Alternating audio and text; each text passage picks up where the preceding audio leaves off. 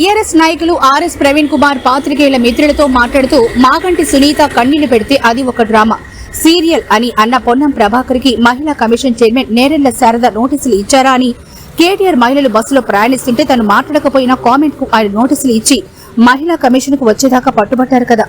ఇప్పుడు పొన్నం ప్రభాకర్ కి నోటీసులు ఇవ్వరా అని ప్రశ్నించారు. భర్తను కోల్పోయిన భార్య కన్నీటిని పెట్టుకున్న శంకించే స్థాయికి కాంగ్రెస్ ప్రభుత్వం దిగజారిందని అన్నారు.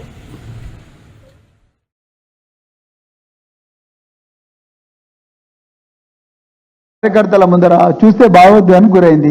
అదొక డ్రామా సీరియల్ అన్న పొన్నం ప్రభాకర్ గారికి మహిళా కమిషన్ నోటీస్ ఇచ్చిందా?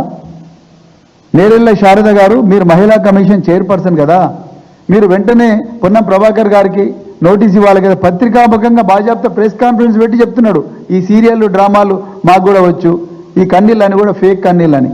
మరి పొన్నం ప్రభాకర్ గారికి నోటీస్ ఇచ్చారా నేరెళ్ల శారద గారు? మీరు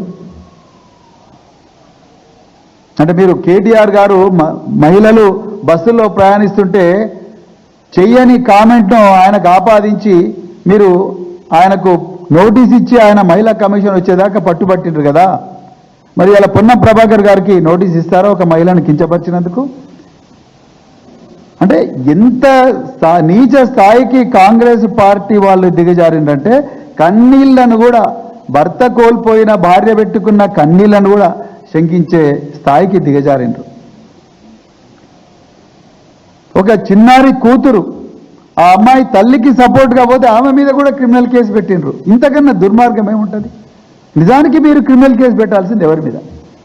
నిజానికి క్రిమినల్ కేసు పెట్టాల్సింది నవీన్ యాదవ్. ఆ నవీన్ యాదవ్ పెట్టుకున్న ఫ్లెక్సీలో రాహుల్ గాంధీ బొమ్మ ఉన్నది, రేవంత్ రెడ్డి బొమ్మ ఉన్నది, అరవింద్ కుమార్ గౌడ్ బొమ్మ ఉన్నది.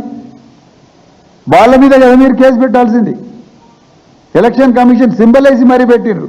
అసలు ఫేక్ ఐడీలు పంచడం తప్పు. సెక్షన్ 17 ఆర్పీ యాక్ట్ ప్రకారం, సెక్షన్ 31 ఆర్పీ యాక్ట్ ప్రకారం ఫేక్ ఐడీలు పంచడం తప్పు. ఎలక్షన్ కమిషన్ ఎందుకు సోమోటో కేసు నమోదు చేయడం లేదు? ఈ విషయం